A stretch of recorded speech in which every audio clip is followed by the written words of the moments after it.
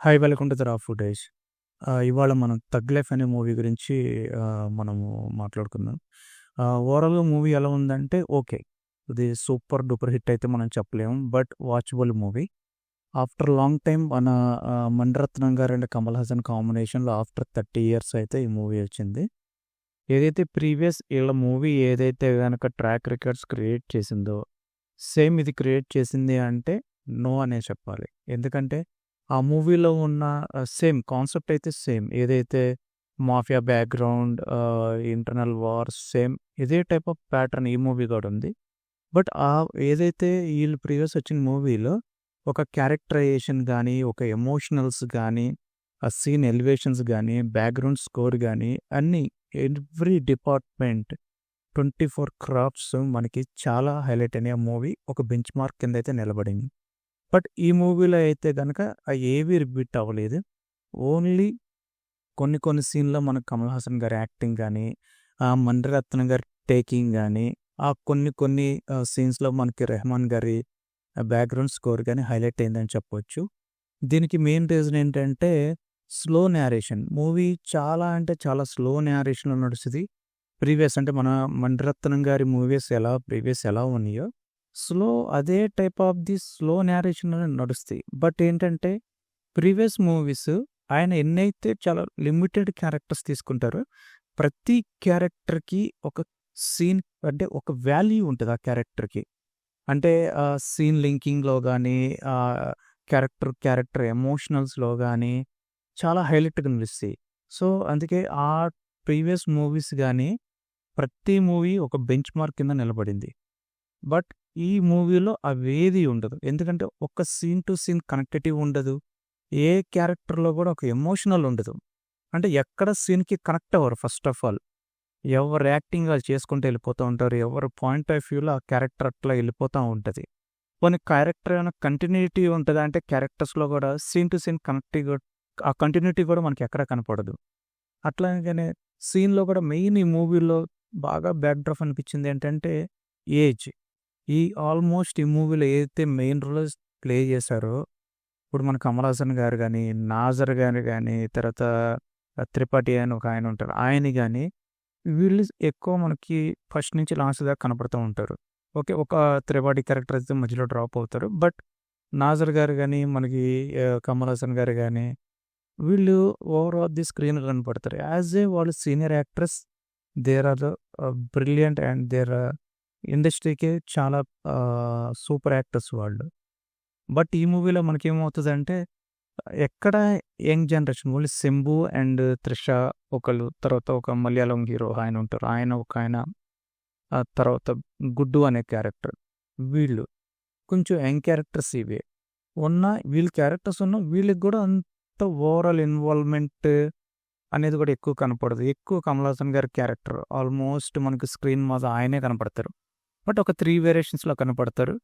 ఆ 3 వేరియేషన్స్‌లో గూడా ఓకే. మనకి లిటిల్ బిట్ ఆఫ్ ఇంప్రెస్డ్‌గానే ఉంటాయి గానీ, సూపర్ డూపర్ అయితే మనం చెప్పలేము. ఎందుకంటే ఆయన గూడా ఒక ఒక ఒక ప్రీవియస్ సీన్‌కి జరిగిద్దానికి, ఆ తర్వాత సీన్స్ జరిగేయానికి ఆయన క్యారెక్టర్ కూడా కంటిన్యూటీగా ఏం నడవదు. ఒక ఆయన మనకేదైతే 2, 3 సినిమాలు ప్రీవియస్ వచ్చినాయో, సేమ్ టైప్ ఆఫ్ ది ప్యాటర్న్‌లో నడుస్తుంటది ఆయన క్యారెక్టర్ గూడా మనకి.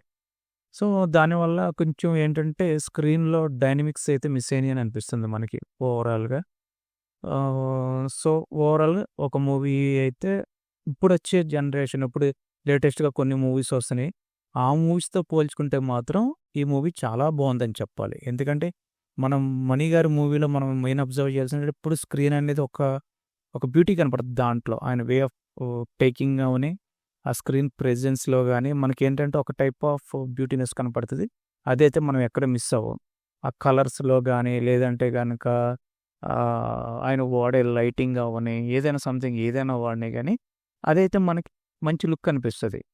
ఎక్కడ డిస్టర్బెన్స్ క్రియేట్ చేసేసి, గజిబిజితనము, ఒక ఓవర్ కలరింగ్ వచ్చేయటమో, లేదంటే ఈ టైప్ ఆఫ్ డిస్టర్బెన్స్ అయితే మనకెక్కడ క్రియేట్ చేయదు. So, overall movie is good. But ఏంటంటే దీన్ని ఒక 30 ఇయర్స్ బ్యాక్ తీసుంటే గనుక బావుండేదనిపించింది. ఏదైతే ఈళ్ళ ప్రీవియస్ మూవీ వచ్చిందో, దాన్ని సెకండ్ పార్ట్ అనుకోవచ్చు మనం దీన్ని. ఎందుకంటే ఇన్ని సంవత్సరాలు అయ్యే క్యారెక్టర్‌లు వెయిట్ చేసి, బట్ వాళ్ళందరూ మనకి లివింగ్‌లో ఉన్నారు. లివింగ్ లెజెండ్స్ ఆళ్ళందరూ. అదే టీమ్ ఫార్మ్ చేసుకొని మళ్ళీ చేసినట్టు అనిపిస్తది మనకి.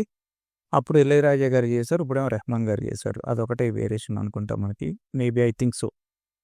కరెక్షన్ మేబీ అయ్యింది. ఆ మూవీకి అదే ఆయనే మ్యూజిక్ డైరెక్టర్ అనుకున్నా. రాజా గారు అనుకున్నాను. దీన్ని రెహమాన్ గారు ఇచ్చారు మనకి. సో, అది కూడా రెహమాన్ గారు కూడా అంత ఇంప్రెసివ్‌గా లేవు. కొన్ని కొన్ని 1, 2 సాంగ్స్ అయితే బావున్నాయి. హైలైటెడ్ బ్యాక్‌గ్రౌండ్ స్కోర్ ఇచ్చారంటే గనక సీన్‌ని బీభత్సంగా ఎలివేట్ చేసే అంత బ్యాక్‌గ్రౌండ్ స్కోర్ ఇచ్చారంటే గనక మనం నో అనే చెప్పాలి. దట్స్ ఓవరాల్ నా పాయింట్ ఆఫ్ వ్యూ ఇది. స్టోరీ కూడా పెద్ద దమ్ము లేదనిపించింది. చాలా చిన్న లైను. ఒక మాఫియా బ్యాక్‌గ్రౌండ్. వాళ్ళు ఢిల్లీలో ఉంటారు. వేరే గ్యాంగ్ ఒకటి ఆపోజిట్‌లో ఉంటది. వీళ్ళిద్దరికి వార్ నడుస్తాయి. మళ్ళీ వీళ్ళలో వీళ్ళకి పడదు. ఒకళ్ళనొకళ్ళు అనుమానించుకుంటారు. ఒకళ్ళనొకళ్ళు చంపుకుంటారు. టైప్ ఆఫ్ రివెంజ్ ఇదే ప్యాటర్న్‌లో నడిసింది.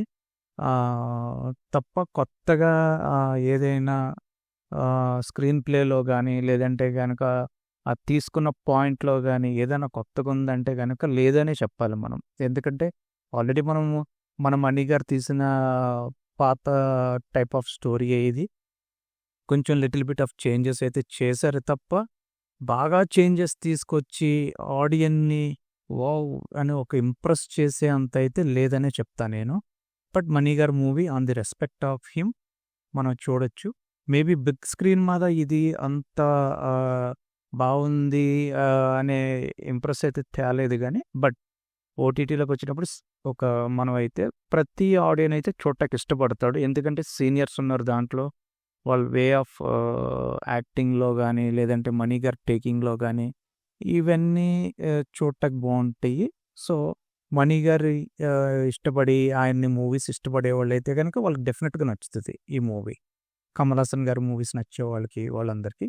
కొన్ని ఏంటంటే ఆయన ఏజ్‌కి మించి సంబంధం లేకుండా చేశారనిపిస్తది. ఏదైతే 'త్రిష'తో కొన్ని సీన్స్ ఉంటాయి.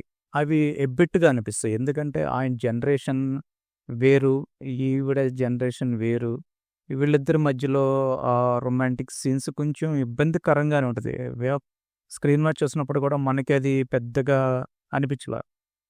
మేబీ ఒక ఓల్డ్ మూవీస్ ఒక 30 ఇయర్స్ బ్యాక్, 20 ఇయర్స్ బ్యాక్‌లో అట్లాంటి సీన్స్ వచ్చిన వాటి మధ్యన ఏంటంటే ఒక లింక్, ఒక ఇంటర్‌లింకింగ్ అనేది క్రియేట్ చేసి సంథింగ్ అప్పుడేదో మేబీ అనిపించిందేమో గానీ, ఇప్పుడైతే ఆ టైప్ ఆఫ్ ది సీన్స్‌ని గానీ, ఆ ఏజ్ గ్యాప్ మధ్యలో ఉన్న సీన్స్‌ని అయితే ఇప్పుడున్న జనరేషన్ అయితే అంతగా దాన్ని యాక్సెప్ట్ చేయట్లేదనుకుంటున్నాను నేను.